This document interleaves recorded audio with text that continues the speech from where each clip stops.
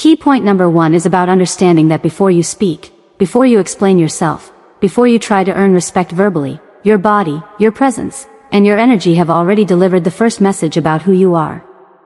Human beings are wired to make rapid assessments for survival.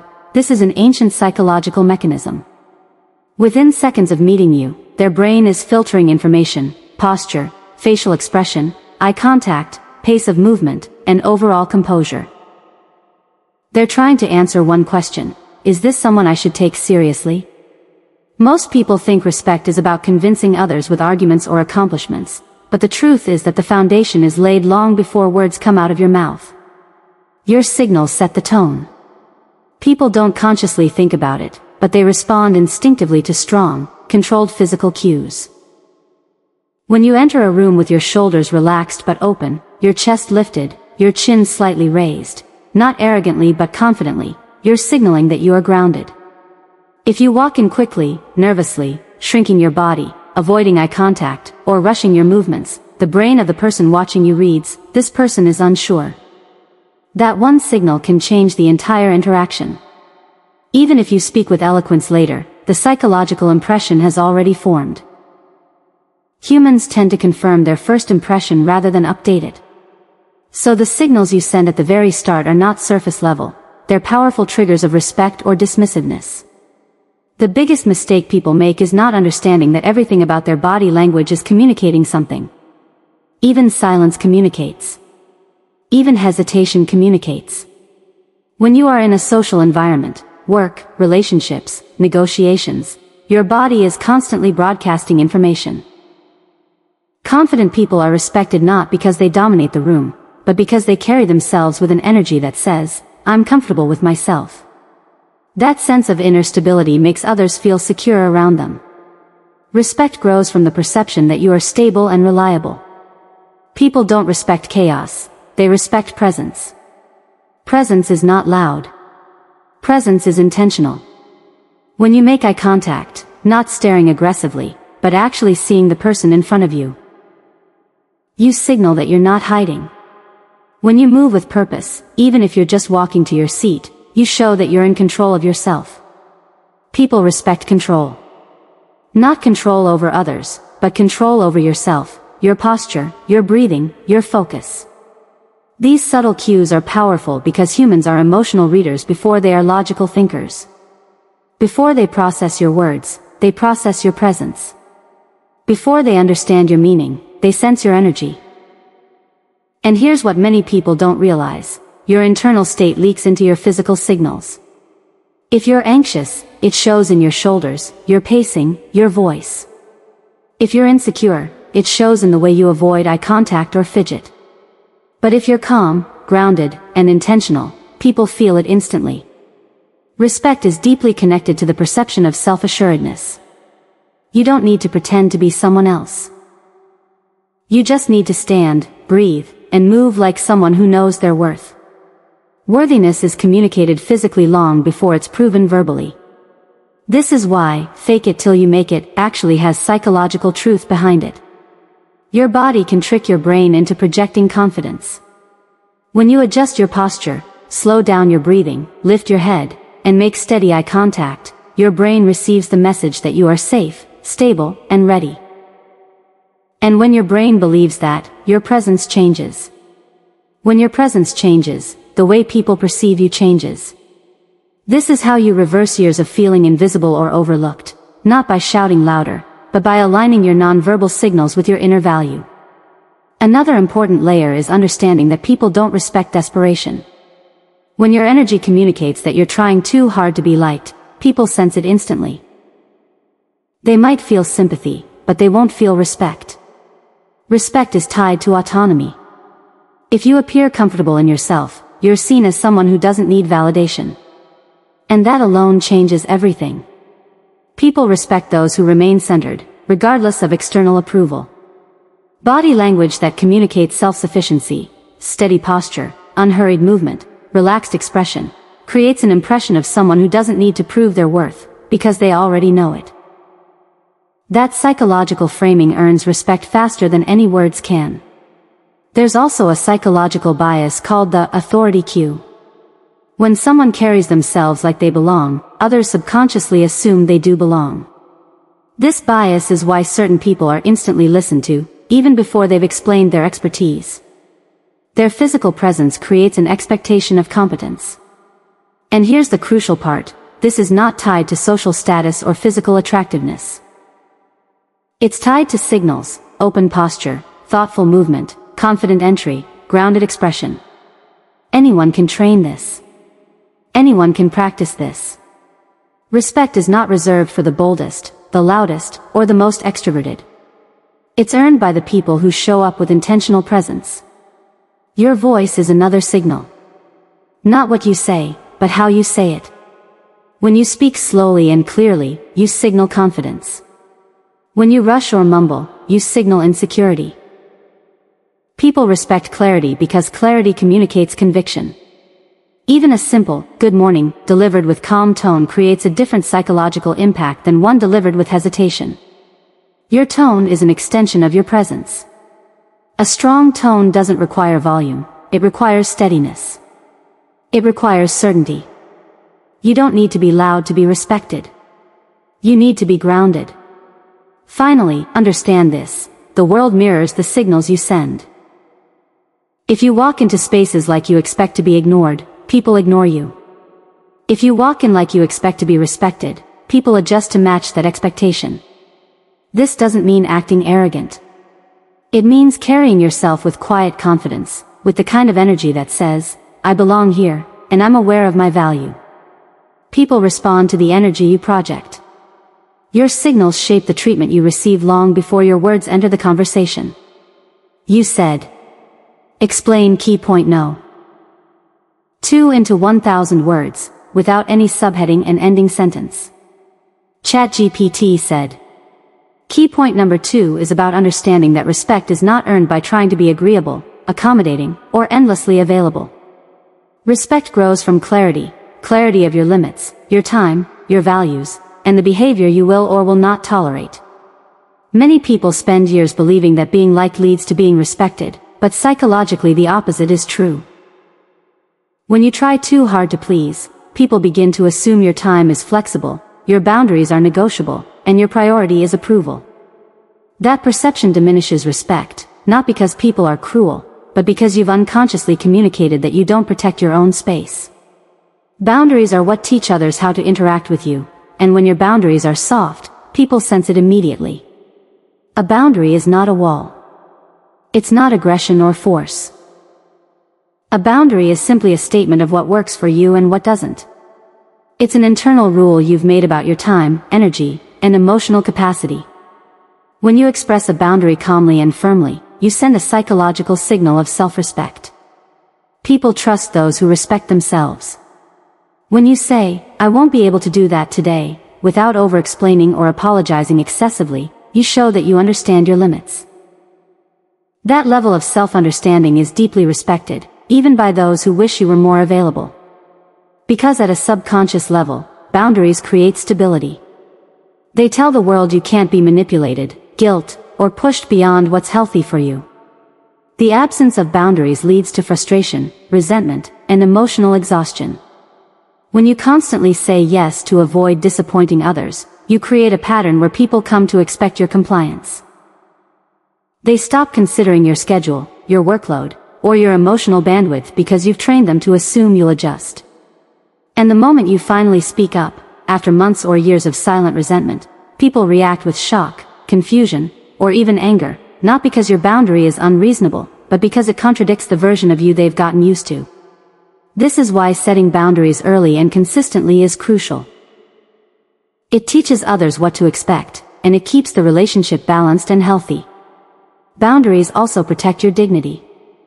When someone speaks to you disrespectfully and you calmly say, "I'm not willing to be spoken to like that," you're not being confrontational. You're demonstrating self-worth. Your silence in such moments communicates acceptance, but your boundary communicates self-respect. People remember those moments. They adjust their tone. They reevaluate their approach. You don't need to shout or argue. A simple, clear boundary delivered with calmness is far more powerful than an emotional outburst. Calmness signals control. And psychological research consistently shows that people respect those who appear emotionally grounded, especially during conflict. Another powerful aspect of boundaries is that they reduce manipulation. When someone attempts to guilt trip you, and you respond with, "I understand you're upset, but my decision is the same," you send a message that emotional pressure doesn't control you. Manipulative people thrive on the absence of boundaries. They prey on those who fear conflict, rejection, or disappointing others. But once you start asserting limits, those same individuals either adjust their behavior or distance themselves. Either outcome is a win for your mental well-being. Respect cannot coexist with manipulation. Boundaries remove the space where manipulation grows. A common fear about boundaries is the worry that people will dislike you. And yes, some people might. But here's the truth: the people who get upset by your boundaries are the ones who benefited from you having none. The people who truly value and respect you will appreciate your clarity. Boundaries make relationships cleaner, healthier, and more honest. They prevent misunderstandings. They reduce emotional chaos. They let everyone know where they stand. People feel safer around someone who has clear lines, because it means that person can also be trusted to respect the lines of others. Respect is reciprocal, and boundaries are the foundation of that reciprocity. Learning to set boundaries also requires you to break the habit of apologizing for your needs. Many people soften every boundary with "sorry, but," or "I hope this doesn't upset you," or "maybe next time." If that's okay, these verbal cushions send mixed signals. They imply uncertainty. They weaken your message. A healthy boundary doesn't need apologies. It needs clarity. "I won't be available this evening. That doesn't work for me. I'm not comfortable with this. Let's revisit this later." These statements are simple, respectful, and firm. The more direct you are, the more respect you earn, because clarity is a sign of confidence. Boundaries don't only apply to others, they apply to you. Internal boundaries are just as important. When you say you're going to rest, but you overwork anyway, you've violated an internal boundary. When you decide to stop responding to toxic messages, but you reply anyway out of guilt, you've crossed your own line. People sense this inconsistency. When your internal boundaries are firm, your external boundaries become stronger. Self-discipline enhances self-respect, and self-respect enhances the respect you receive from others. The way you manage your commitments, your time, and your emotions becomes a model others follow. And here's something most people never realize: boundaries increase connection, not reduce it. When you set a boundary, you give others the opportunity to understand you better. You show them how to support you, how to communicate with you, how to work with you. Boundaries eliminate resentment, which is one of the biggest killers of relationships. When you no longer feel taken advantage of, your interactions become more genuine. You stop performing. You stop pretending. You stop agreeing to things you secretly hate. That authenticity makes you more trustworthy, and trust deepens connection. People respect those who are honest about their limits because it signals emotional maturity. Boundaries also sharpen your presence. When people know you're not easily swayed, they approach you differently. They choose their words more carefully. They value your time more sincerely. They don't assume you'll say yes, they ask. They don't dump responsibilities on you, they check first. This shift happens because boundaries create a psychological frame around you. You become someone with structure, someone who cannot be pushed around, someone who stands firm. That firmness inspires respect even from those who don't personally like you. You become someone who sets the tone rather than reacts to it. The most important part of boundaries is consistency. A boundary you enforce once and abandon later becomes weak. People test boundaries, sometimes accidentally, sometimes intentionally. Your job is not to fight anyone, your job is simply to repeat your limit calmly. Repetition teaches. Firmness teaches. Emotional neutrality teaches. Over time, people learn exactly how to interact with you. They know where the lines are. They know what behaviors are acceptable. They know what is off limits. This clarity creates a sense of stability around you, and stability is deeply respected in both personal and professional relationships. In the end, boundaries are not about controlling others. They're about controlling yourself, your choices, your availability, your reactions, your inner peace. They are a declaration of your value, not an attack on anyone else's. And when you start protecting that value with clear, calm limits, people respond with respect because you've shown them you respect yourself first. Key point number 3 is about understanding that calm presence is one of the most powerful, yet often overlooked, psychological tools for earning respect. Most people assume that respect comes from being loud, assertive, or constantly proving themselves through action or words, but the truth is that calmness communicates authority in a way nothing else can. Human brains are wired to scan for emotional signals, and chaos, panic, or overreaction are interpreted as weakness or instability. When you maintain composure in stressful situations, in conversations where tension is high, or when people are pushing boundaries, you signal to others that you are in control, not of them, but of yourself. That control is magnetic. It attracts trust, confidence, and ultimately, respect. People are naturally drawn to those who appear anchored, because in the presence of someone calm, their own nervous systems relax. Calmness is contagious, and it creates a psychological environment in which respect naturally flourishes. Most people underestimate how much their emotional state communicates to the world. When someone reacts immediately with anger, fear, or frustration, it signals impulsivity. When someone flinches under pressure, it signals vulnerability. But when a person maintains calm, even under duress, it signals stability and reliability. Others intuitively understand that this person is unlikely to be swayed by petty conflicts or manipulations. They know that their words and actions are being observed by someone who is centered, not reactive, and that creates a sense of accountability and seriousness. Calmness is not about suppressing emotion, it's about regulating it in a way that demonstrates mastery over your inner state. People do not respect chaos. They respect control, and calm presence is the ultimate expression of control. To cultivate a calm presence, you must first understand that it starts internally. Calmness is a reflection of how you handle your thoughts, your breath, and your attention. When your mind is racing, when anxiety is high, when your thoughts are scattered, your body mirrors that inner turmoil. Your voice shakes, your posture tightens, your gestures become abrupt, and your energy becomes unpredictable. People pick up on these signals immediately, even if they are not consciously aware of them. Conversely, when you take a deep breath, slow your thoughts, and focus your attention on what is in front of you, your body language shifts. Your voice becomes steadier, your movements more intentional, your eyes more attentive. That internal calm translates externally, and others notice, even if they cannot articulate why. They feel it. They sense it. And that sense of stability fosters respect. Calm presence also allows you to think clearly in moments when others cannot. While people around you may be panicking, overreacting, or arguing emotionally, the person who is calm has a strategic advantage. They can process information accurately, make sound decisions, and respond thoughtfully rather than impulsively.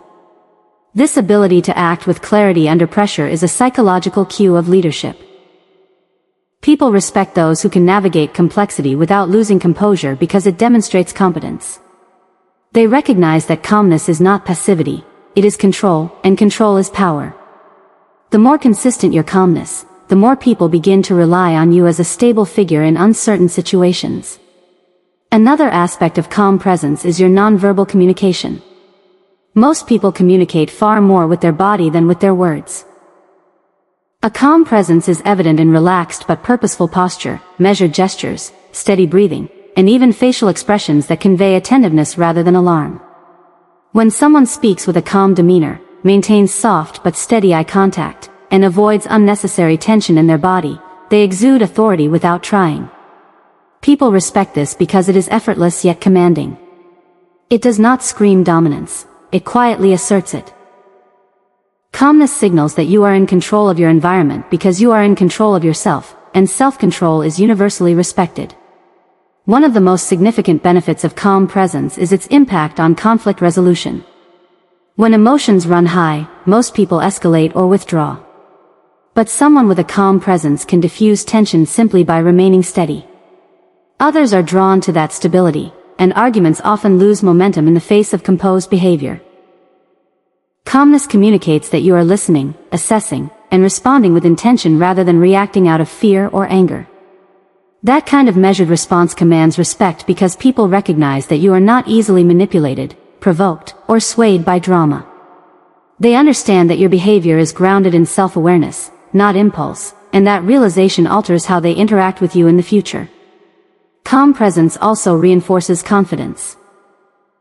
People often confuse confidence with extroversion, volume, or assertiveness, but true confidence is quiet and consistent. When someone speaks with measured pacing, without urgency or defensiveness, it signals internal certainty. They don't feel the need to dominate the conversation or prove themselves at every turn. Calm confidence is contagious because it invites others to lower their defenses. They trust the person exhibiting calmness because it demonstrates that they are in control of their emotions and decisions. Trust is a precursor to respect, and calm presence creates trust faster than any argument or display of knowledge could. Practicing calm presence requires deliberate effort, especially in high-stress environments. Techniques such as controlled breathing, pausing before responding, and focusing attention on what can be controlled help maintain composure. Visualization can also reinforce calmness. Imagining yourself navigating difficult interactions with steady energy prepares the mind to act accordingly. Over time, maintaining a calm presence becomes second nature, and people begin to respond to you differently. They notice your consistency, they sense your reliability, and they begin to treat you with the deference that naturally accompanies perceived stability and emotional control. It's also important to recognize that calm presence is a tool for influence. People are more likely to listen, consider, and follow those who remain composed. When you stay calm while others are reactive, you gain the psychological upper hand. Your words carry weight not because they are louder, but because your energy signals credibility. People respect the person who does not crumble under pressure because it suggests competence and maturity. They see you as a stable anchor amidst chaos, and anchoring is a rare quality that draws respect instinctively. A calm presence also strengthens relationships. When you exhibit stability, people feel safer around you. They know that interactions with you will be predictable, measured, and fair. Emotional volatility creates tension and distrust. Calmness reduces it. Colleagues, friends, and family members all notice when someone can maintain equilibrium under pressure, and they unconsciously adjust their behavior accordingly. They begin to mirror your steadiness, and interactions become smoother, more respectful, and more productive. Calm presence sets the tone for social dynamics because it communicates that you are grounded and in command of your own mind. Finally, calm presence is a lifelong practice that compounds over time. It requires self-awareness, discipline, and patience. You will be tested repeatedly, by challenging people, difficult situations, and internal doubts. Each time you maintain calm, your brain reinforces the pattern, your body communicates consistency, and others update their perception of you. Over time, people notice that you are the one who does not lose composure, the one whose opinion carries weight, the one whose energy shapes the environment. Calmness becomes synonymous with authority, reliability, and respect, and the more you embody it, the more you notice others instinctively aligning with the respect you have cultivated through presence. Key point number 4 is about understanding that confidence is not a personality trait you're born with. It is a behavior that is built through consistent action. Many people wait to feel confident before they act, believing that confidence is something internal that magically appears once circumstances are perfect or once they have accumulated enough experience or knowledge. The problem with that approach is that feelings are unreliable. Confidence is not a feeling, it is a skill you develop through deliberate practice and repeated effort. The psychology behind this is simple. Your brain interprets action as competence. Every time you take a step forward, even when you feel fear, doubt, or uncertainty, your mind updates its perception of your ability. Action creates evidence. That evidence grows into a pattern, and patterns create habits. Confidence is the habit that develops when you repeatedly choose to act despite fear. Most people underestimate the connection between action and internal belief. They assume that confidence must precede behavior, but in reality, behavior precedes belief. For example, someone may feel nervous before giving a presentation, but when they step up, project their voice, make eye contact, and deliver their message clearly, their brain receives proof, I can handle this. The nervous energy transforms into a sense of competence, and with repetition, the initial fear fades. This is the reason why seasoned speakers often report feeling just as nervous at the start of a talk as beginners do. They have learned that the act of performing consistently transforms nervousness into confidence. Confidence is built, piece by piece, action by action. Another critical element is embracing small victories. Many people aim for massive accomplishments as proof of their competence, but confidence grows in the subtle, everyday moments where action aligns with intention. Speaking up in meetings, asking questions, taking responsibility for a project, or expressing your opinion in social situations, all of these small acts compound over time. Each one creates a neural pathway in your brain that reinforces the belief that you are capable. The human brain is wired to strengthen connections that are repeatedly activated. When you repeatedly act with courage, your brain begins to treat those actions as normal, and confidence becomes the default state. It's a psychological principle rooted in repetition and consistency, not innate personality. Taking action despite fear also trains resilience. Confidence is not the absence of fear, it is the ability to move forward even when fear exists. When you face situations that make you uncomfortable, you teach your mind that fear is not a stop sign but a signal to proceed carefully. Each time you act, you increase your tolerance for discomfort. Over time, what once felt intimidating becomes manageable, and you begin to approach challenges with a mindset of competence rather than avoidance. Respect from others often follows because people are drawn to those who demonstrate courage and persistence, even in the face of difficulty. Confidence signals reliability and capability, and reliability commands respect. A significant barrier to action-based confidence is perfectionism. Many people delay action because they want conditions to be perfect, because they fear failure, or because they want to feel ready. The irony is that readiness is a myth. No one ever feels 100% prepared for challenges that push them to grow. Waiting for the perfect moment only reinforces self-doubt. The psychology of action-based confidence shows that competence grows when you act first, learn quickly, adjust, and try again. Each iteration strengthens your skill, reinforces your belief in your abilities, and gradually diminishes fear. Confidence, therefore, is not built in comfort zones, it is built in the space where you take imperfect action consistently. Body language and voice also play a crucial role in cultivating confidence.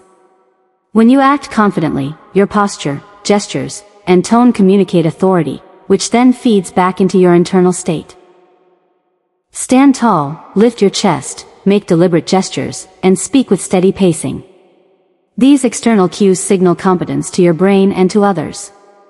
The psychology behind this is known as embodied cognition, the idea that your body's position and movement influence your thoughts and feelings.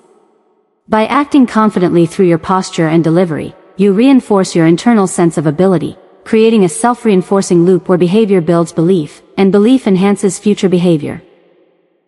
Consistency in action is key to turning confidence into a habit. Sporadic displays of bravery or competence create temporary boosts in belief but do not establish long-term confidence. Confidence grows when action is habitual. The brain begins to internalize the pattern, I act, therefore I am capable. Habits are powerful because they bypass the need for constant motivation or emotional readiness. When you make action a habit, confidence becomes automatic.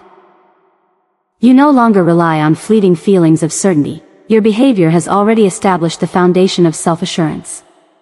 People around you notice this consistency, and it generates respect because they recognize that you do not rely on external validation to guide your actions. Another psychological component of confidence is ownership. Taking responsibility for your choices and actions strengthens the perception of competence. When you admit mistakes, adjust, and continue forward, you demonstrate that you are accountable. Accountability signals reliability. People respect those who own their decisions because it shows maturity, integrity, and strength. Confidence is not about always being right, it is about trusting yourself to navigate challenges, learn, and persist. Action builds that trust. The more you trust your own ability to handle situations, the more your internal confidence solidifies, and the more others recognize your competence.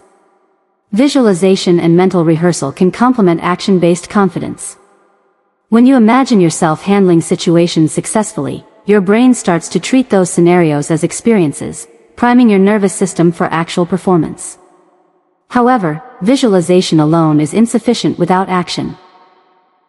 Mental rehearsal prepares the mind, but repeated real-world engagement creates evidence.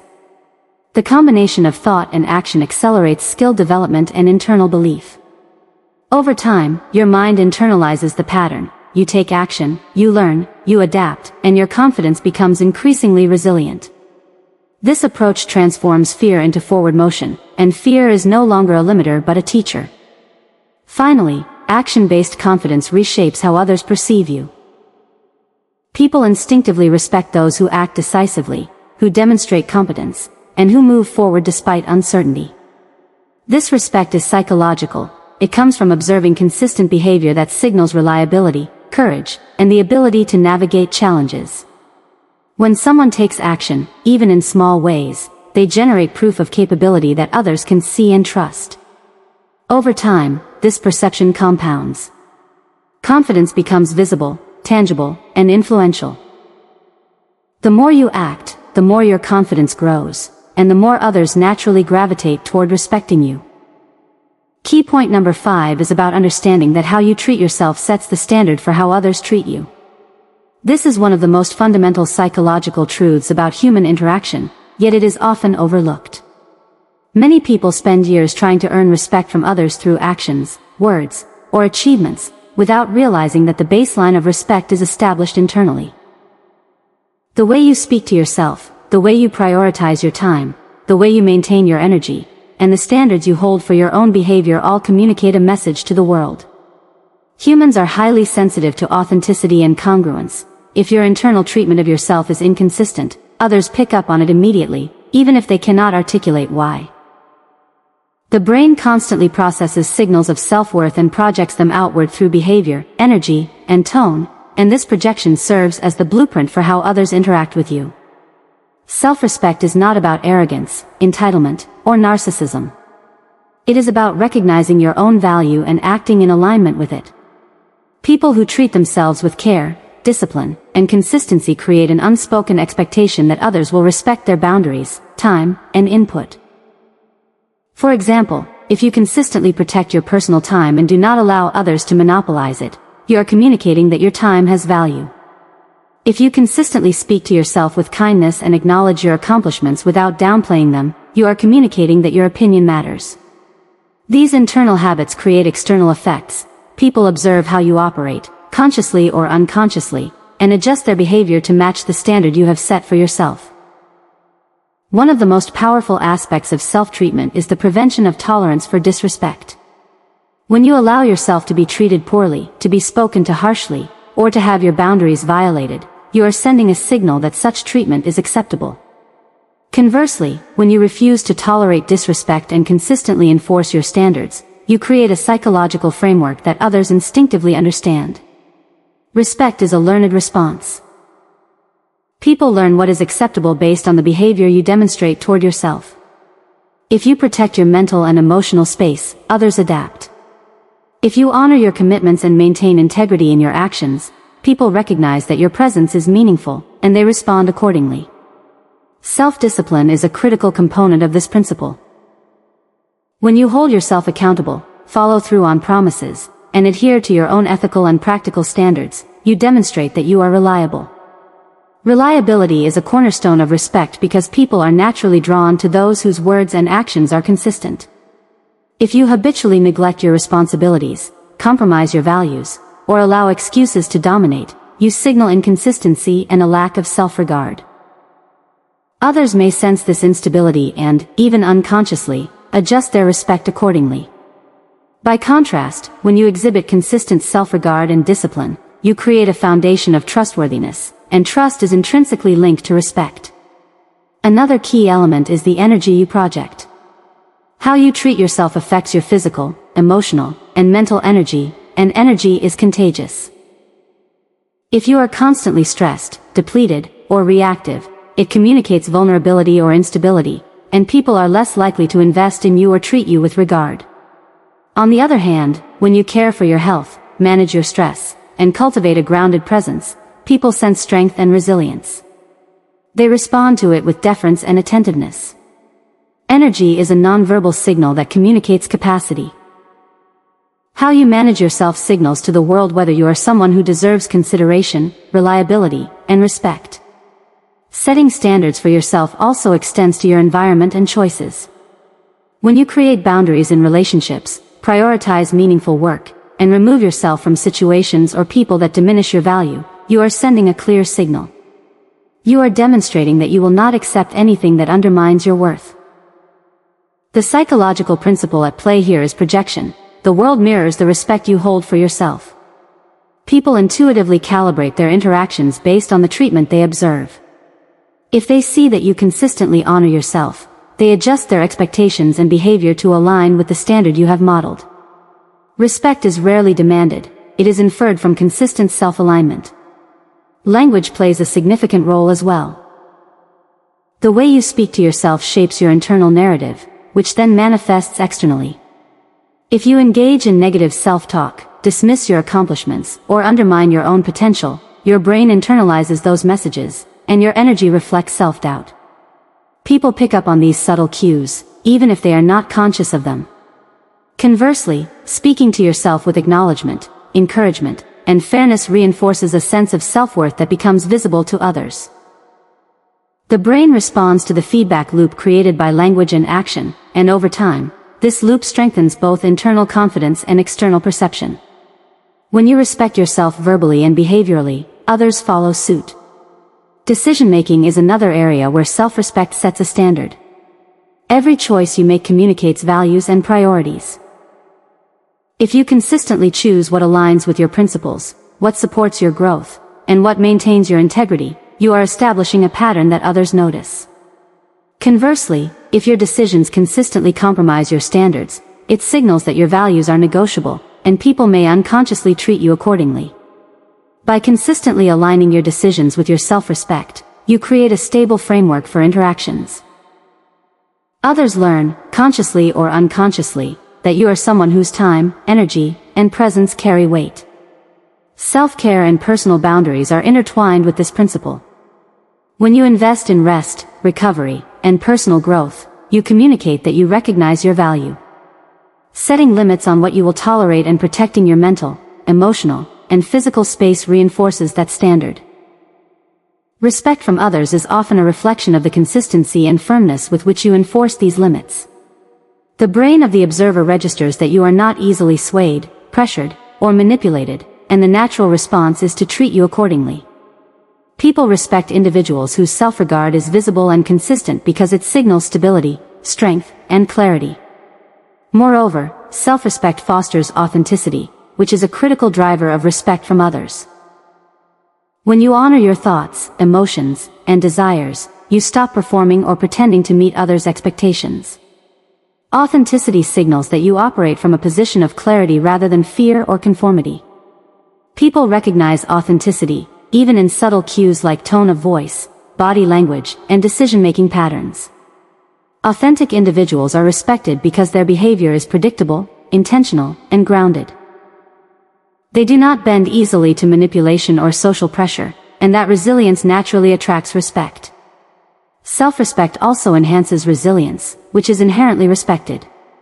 When you handle setbacks with composure, learn from mistakes, and continue pursuing growth, you demonstrate internal strength. People instinctively admire those who can endure challenges without compromising their values or sense of self. That admiration translates into respect. The way you respond to adversity is a reflection of how you treat yourself internally.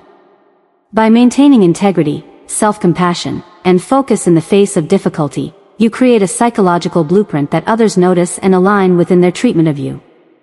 Finally, understanding that self-respect sets the tone for external respect is empowering because it shifts control inward. You cannot always control how others behave, but you can control how you treat yourself. Every act of self-care, boundary setting, disciplined decision-making, verbal self-acknowledgement, and personal integrity signals to the world the standard of treatment you expect. People will unconsciously mirror the respect you have established internally. By prioritizing how you treat yourself, you are not only building inner confidence and stability, but you are also creating the foundation for consistent, lasting respect from others. ChatGPT can make mistakes. Check important info.